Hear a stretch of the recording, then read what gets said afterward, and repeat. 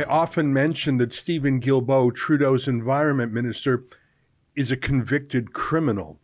And I describe the events for one of his most famous crimes. He went into the CN Tower in Toronto. Actually, he climbed up it, he trespassed, he dangled himself from the CN Tower. He put many people in danger, and he did so for money, to make money for his company, Greenpeace, a multinational corporation that makes hundreds of millions of dollars a year by breaking the law for profit. I'm not sure why they get away with it, but other criminal gangs like Hells Angels don't. Here's a story I often refer to when I mention this. This is the version from the Globe and Mail. I'll read it. CN Tower climbers ordered to pay costs. Now, the story is from 2002. Two Greenpeace activists who scaled the CN Tower last summer and unfurled a massive banner in a stunt that drew international media coverage pleaded guilty yesterday to public mischief. Briton Christopher Holden, 24, and Montrealer Stephen Guilbeault, 32, received conditional discharges and agreed to pay $3,000 to the tower's corporate owner as compensation for the security and staff costs it incurred. Although a prosecutor told an Ontario court judge the two men were remorseful, both expressed jubilation outside court about having drawn public attention to global climate change and the need to cut greenhouse gas emissions. "This was the climax of my efforts so far," said Mr. Holden, who has worked as an industrial climber in England and who has used his skills to hoist a 15-meter square banner proclaiming Canada and Bush climate killers 350 meters into the air. Mr. Guilbeault told reporters that the climb helped raise public awareness about climate change, and he believes it influenced Prime Minister Jean Chrétien's decision to commit Canada to ratifying the Kyoto Accord on global warming.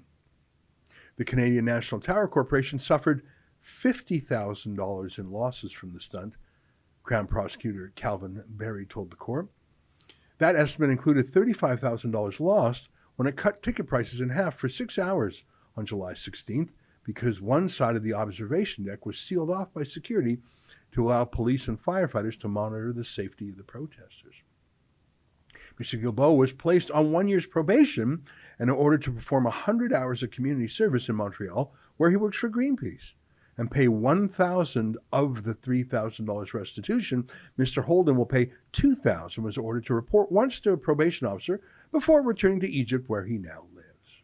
So Guilbeault is 52 years old now. You can see in the story that he committed this crime when he was 32. My point is, he wasn't a child. He wasn't a teenager. He wasn't a college kid. He was a professional fundraiser for the multinational corporation called Greenpeace. He inflicted $50,000 damage on the CN Tower business. They've got nothing to do with climate change or global warming. He doesn't care. And what a laugh that he only had to pay $1,000 to them and spent no time in jail and was laughing outside the court, even though the foolish prosecutor said, oh, he's very remorseful. What's interesting is that normally Greenpeace uses cannon fodder. By that, I mean college kids, dumb pawns on the chessboard. But Guilbeault was a boss. He was 32, and he was an executive with Greenpeace. It's very unusual that he would commit a crime, but why wouldn't he? He got off with a slap on the wrist. I tell that story a lot, and I show the picture of him in his orange garb because it looks like a prison outfit. He wore that for his climb, but he really is a criminal in spirit.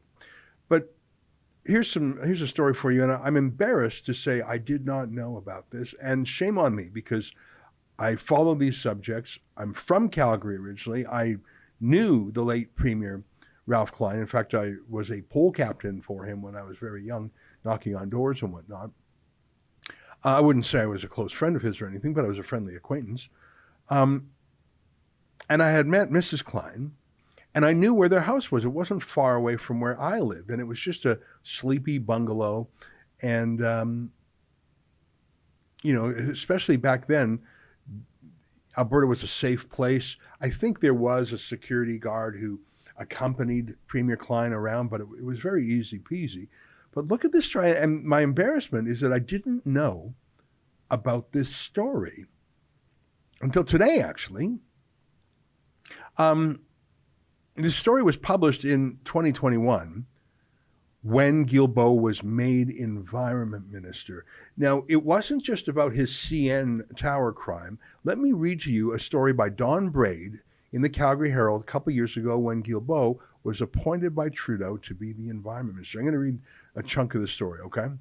On April 11th, 2002, Greenpeace pranksters climbed onto the roof of then Premier Ralph Klein's bungalow in Lakeview. From inside, Klein's wife, Colleen, saw vans arrive and people in orange uniforms take a ladder to the house. I was terrified, she told an interviewer years later. She thought it was some kind of home invasion. Well, it was. Greenpeace campaigner Guilbeault said, "We're offering Mr. and Mrs. Klein a gift of solar panels, a gift of the future. That's what the energy of the future should be about. It will be about solar and wind energy." Ralph Klein emitted some furious wind power of his own. Colleen was shook up, he said. It was an invasion of privacy. Nobody's home ought to be public property. Environmental activists thought it was hilarious.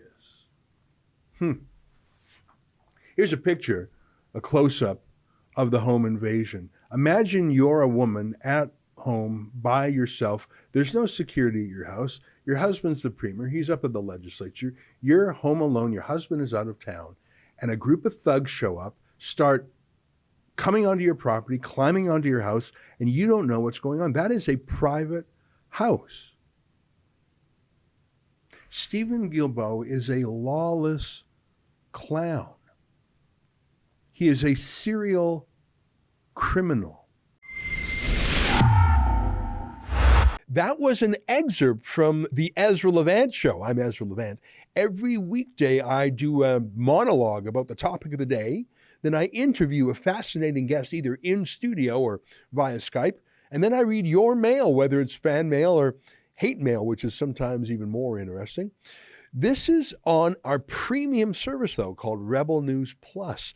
Go to rebelnewsplus.com. It's $8 a month or less if you buy a whole year in advance. You get my show every weeknight, plus Sheila Gunn Reid's show every week. It's called The Gun Show. It's pretty amazing.